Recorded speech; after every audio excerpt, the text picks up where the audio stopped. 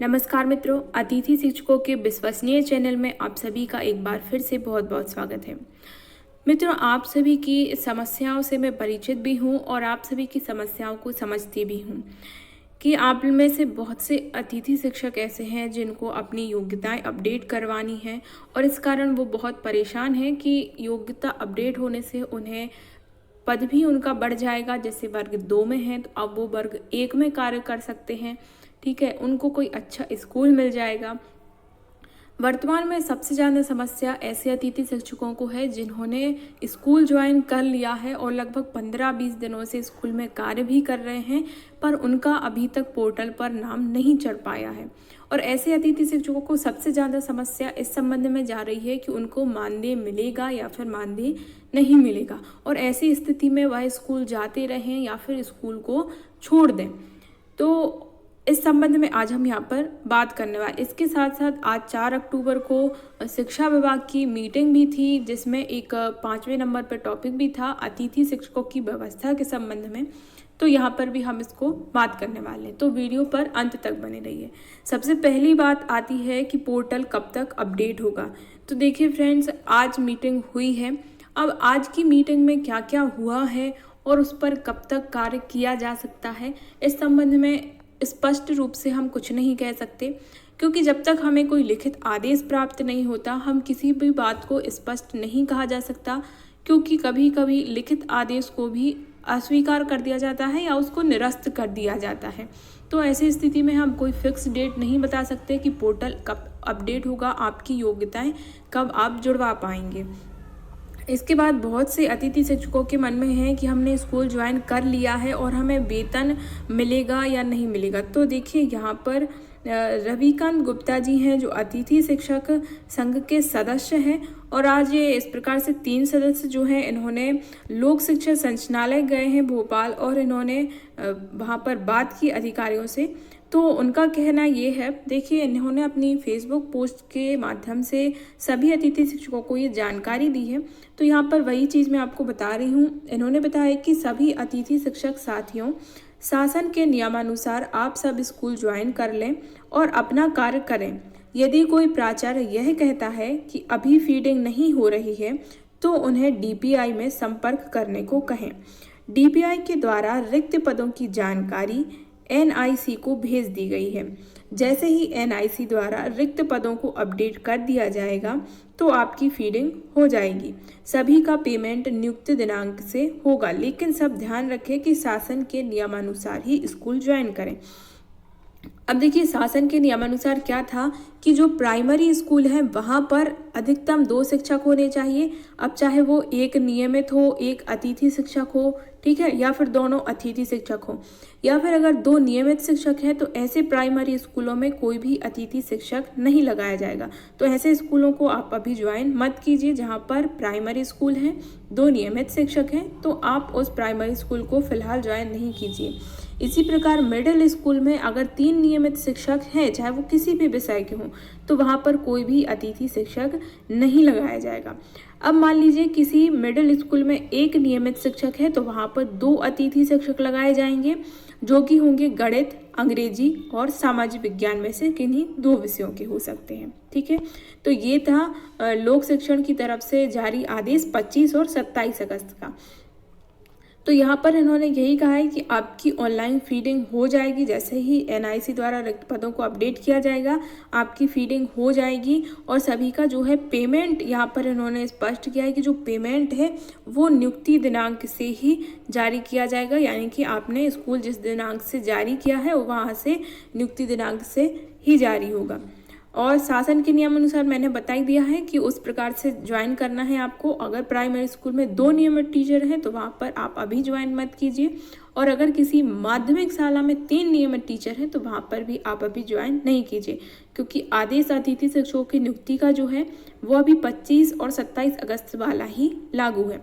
एक बात और इन्होंने कही है कि अगर, जैसा कि अभी देखने मिला था, छतरपुर जिला के अंतर्गत एक ब्लॉक और पन्ना जिले के अंतर्गत भी एक ब्लॉक के अंतर्गत संकुल के अंतर्गत बताया, एक प्राचार्य ने आदेश जारी किया था जिन्होंने कहा था कि जो भी अतिथि शिक्षक हैं उनकी ऑनलाइन ज्वाइनिंग नहीं हो पाई उनको हटा दिया जाए। ठीक है, तो ऐसे में इन्होंने कहा है कि अगर कोई प्राचार्य कहता है तो उनसे आप ये कहें कि वो डीपीआई से संपर्क करें। चूँकि ये बात है कि आप में से बहुत से ऐसे अतिथि शिक्षक होंगे जो ये बात प्राचार्य से नहीं कह पाएंगे।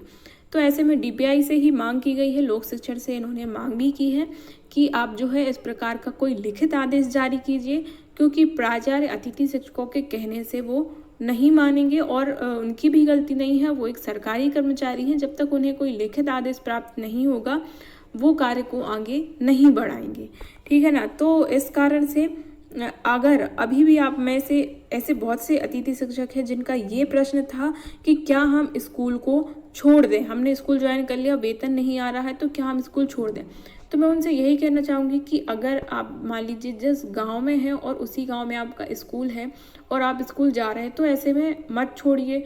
और अगर आप दूसरे गांव से भी जा रहे हैं तो देखिए अभी आपने इतने दिन किया है, 2-3 दिन और वेट कीजिए, हो सकता है जल्दी ही कोई अपडेट देखने मिले, इसी हफ्ते कोई अपडेट देखने मिल जाए।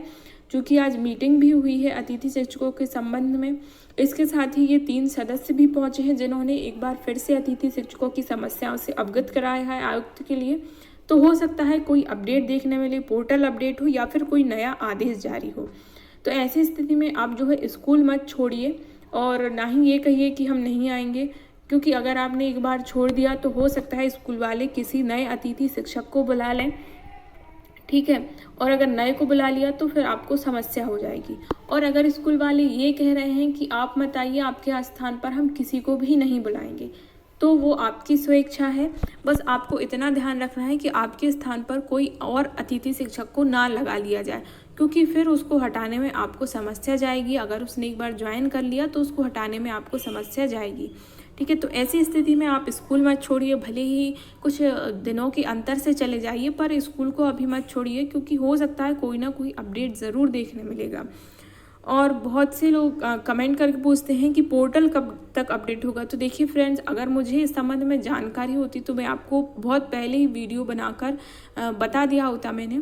मुझे फ़िलहाल इस संबंध में कोई ऐसी सत्यापित जानकारी नहीं है कि कब तक पोर्टल अपडेट होगा, क्योंकि ना तो कोई आदेश जारी किया गया है, ना ही कोई इस प्रकार से स्पष्ट सूचना प्राप्त हुई कि आखिर पोर्टल को कब तक अपडेट कराया जाएगा। बाकी आपके पास जो स्कोर कार्ड वर्तमान में है उसको अनलॉक मत कीजिए, क्योंकि इसकी कोई गारंटी नहीं है कि आपकी नई योग्यता को जोड़ा ही जाएगा, क्योंकि प्राथमिकता जैसे कि पुराने अतिथि शिक्षकों को दी जा रही है। तो इस संबंध में क्या है कि आप अपना स्कोर कार्ड अभी लॉक ही रखिए, क्योंकि अगर आपने अनलॉक कर दिया तो उसको फिर से आपको लॉक कराना पड़ेगा, उसके बाद ही आप स्कूल ज्वाइन कर पाएंगे।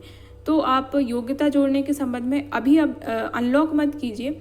जब पोर्टल अपडेट हो जाएगा तो आप संकुल जाकर वहीं प्राचार्य से सत्यापित कराइए और वहीं अनलॉक करवा के आप उसको लॉक भी करवा दीजिए, ठीक है। तो आपका सब वहीं हो जाएगा।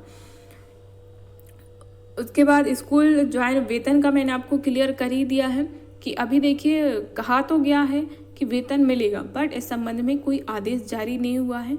तो आप कुछ दिन और वेट कीजिए, और अगर स्कूल जा रहे हैं तो अभी जाते रहिए, स्कूल मत छोड़िए, क्योंकि छोड़ने के बाद आपको अगर आपके स्थान पर वो कह रहे हैं स्कूल वाले कि हम किसी को भी नहीं लगाएंगे, आपको ही लगाएंगे, तो वो आपकी स्वेच्छा है। बट अगर स्कूल वाले ये कह रहे हैं कि आप अगर नहीं आएंगे तो हम किसी दूसरे को लगा लेंगे, तो ऐसी स्थिति में आप स्कूल को बिल्कुल भी मत छोड़िए। इसके साथ ही अगर जो भी मुझे अपडेट मिलता है वो मैं आप तक ज़रूर पहुंचाने का पूरा प्रयास करती हूं। तो फ्रेंड्स, हमारे साथ जुड़े रहिए। इसके साथ ही अगर आपके पास कोई और क्वेश्चन है, आपकी कुछ और समस्या है, तो आप हमें कमेंट करके पूछ सकते हैं। जितना का पॉसिबल होता है मैं उनका आंसर देने की पूरी कोशिश करती हूँ। हमारे साथ बने रहिए अतिथि शिक्षकों की इस प्रकार की और जानकारी के लिए। और आप हमारे फेसबुक ग्रुप से भी जुड़ सकते हैं, क्योंकि कभी कभी मैं वीडियो नहीं बना पाती हूँ, तो जो भी लिखित आदेश होते हैं वो फेसबुक ग्रुप पर भी ऐड कर देती हूँ। फेसबुक ग्रुप पर ऐड होने के लिए आपको डिस्क्रिप्शन बॉक्स में लिंक मिल जाएगा, आप उसके माध्यम से ऐड हो सकते हैं।